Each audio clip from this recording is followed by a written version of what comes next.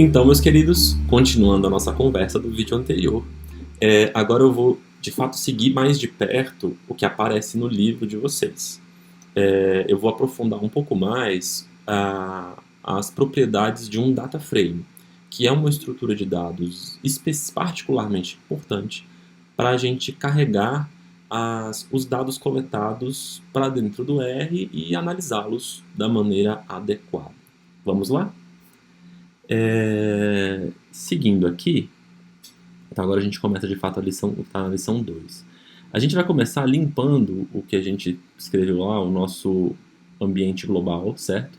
E a gente vai limpar usando esse comando, um conjunto de comandos, na verdade. Vamos lá, vamos aprender como é que a gente limpa. Tem várias maneiras de você limpar o seu ambiente global. Você pode ir lá na aba do Global Environment, tem uma vassourinha, tá vendo essa vassourinha aqui, ó? Bem aqui. Se você clicar nessa vassourinha, ele limpa todas as variáveis que você criou até agora. Bacana? Outra forma de você fazer é você usar o comando rm, de remove, certo? É um comando que remove a variável. Então você digita, por exemplo, o comando rm e lá dentro você põe o nome de uma variável. Por exemplo, eu quero remover a matriz A, ok? Então eu criei uma matriz com a letra A maiúscula e eu quero remover essa matriz. Então eu vou executar isso. Pá, executei, observa lá, a matriz A desapareceu do nosso ambiente global. Eu posso fazer isso com cada uma das variáveis, mas eu não vou fazer isso, porque não é uma forma muito esperta da gente limpar as coisas. Eu posso, por outro lado, usar um comando ls. O que é o comando ls? O comando ls, ele lista todas as variáveis do ambiente global, certo? Todas as variáveis que foram criadas e definidas pelo usuário. Bacana?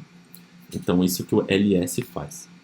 Eu vou executar essa linha e você vai ver aqui, olha só. Então, essas são as variáveis que estão disponíveis. df, lista, x, y, z. Agora, a variável, perdão, a função rm, que é a função remove, ela tem uma diretiva chamada list, que é a lista das coisas que você tem que remover. Então, eu vou combinar essas duas funções. Eu vou chamar a função rm, e eu vou listar para ela todas as variáveis do ambiente global usando a função ls, certo? Então o que está acontecendo aqui, ó? Nessa linha que eu estou... Deixa eu apagar agora e deixar como estava, né? Nessa linha aqui, você tem o quê? Ele vai chamar... O que ele vai fazer? Importante também saber. O R, assim como outras linguagens de programação, e assim como uma aula de matemática, a gente resolve as operações de dentro para fora dos parênteses, né? Então, quando você tem várias funções uma dentro da outra, primeiro ele resolve a que está mais interna. E ele acha o resultado e ele vai atribuindo para as funções mais externas, ok? Então, quando o R bater o olho nisso aqui, ele vai executar a função ls internamente e vai listar todas as variáveis disponíveis no ambiente global. Aí ele vai atribuir isso à diretiva list, que é uma diretiva da função rm, certo? E ele vai finalmente executar a função rm para todas as variáveis do ambiente global. Qual que é o resultado disso? O resultado é, observem lá, uma limpeza geral de todos os dados que foram carregados para a memória de trabalho do R. Bacana? Então a gente consegue, assim, recomeçar. Então quando você está tudo muito bagunçado, muito poluído, você faz isso ou você clica nas vassourinhas e limpa tudo e volta a trabalhar. Tudo bem? Então tá. Removido tudo, agora eu vou carregar um data frame de gastos educacionais chamado Education. E ele já vem incluído na biblioteca Robust Base. Em seguida, nós vamos chamar esse data frame com a função data.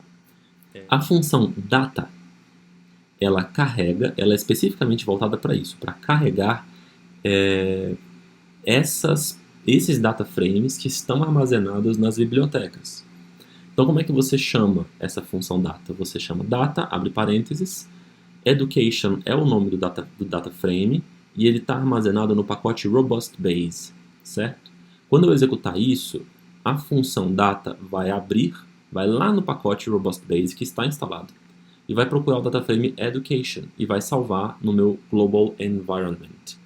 Lá está, tá vendo? Está aqui o Education Global Environment.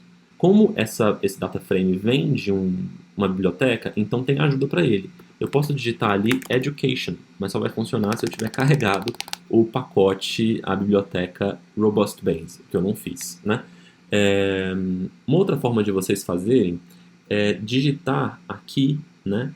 Digitar no código mesmo a função help. A função help é a função de ajuda. E ela vai fazer exatamente a mesma coisa. Ela vai chamar aquela tabela, aquele quadrinho direito inferior, certo? Com o datasheet da função ou do que você está solicitando. Bacana? Talvez seja necessário carregar a biblioteca em questão. Mas enfim, eu já fiz esse trabalho para vocês, então eu só vou contar para vocês aqui ao longo do caminho o que tem naquele data frame, porque ele não é autoexplicativo, tá bom? Vamos lá. Vamos discutir agora ferramentas de visualização do R. A primeira ferramenta, eu acho que é a que a gente menos vai usar, por isso que eu estou colocando no começo, é a função chamada View, com V maiúsculo. Eu não dei atenção para isso até agora, mas é importante vocês saberem que o R ele é case sensitive. Ele quer dizer que ele é sensível a maiúscula e minúscula.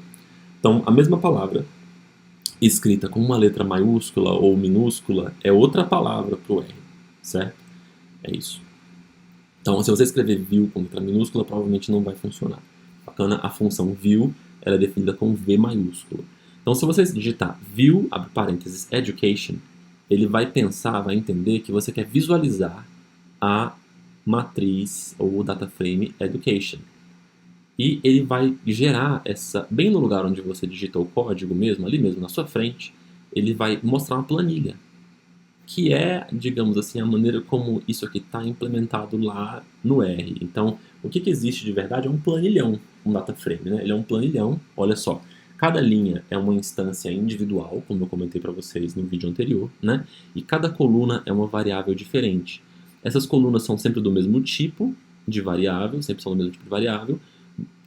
Cada coluna ela tem as entradas do mesmo tipo, mas as colunas diferentes não precisam ser do mesmo tipo, certo? E é isso. Então, às vezes, você quer olhar o data frame, né, como uma planilha de Excel. E você, então, pode usar a função view. Obviamente, na maioria dos casos, isso não dá. Não dá. Ou você até pode ver, mas assim, olhar para a planilha não vai te dizer nada quando você tem, sei lá, milhares de entradas e muitas dezenas de variáveis. Então, não dá. Então, aquele view ali, ele ajuda pouco, certo? Ele só ajuda bem em situações que estão muito próximas daquilo que você podia resolver com um Excel, entende? Mas vamos lá.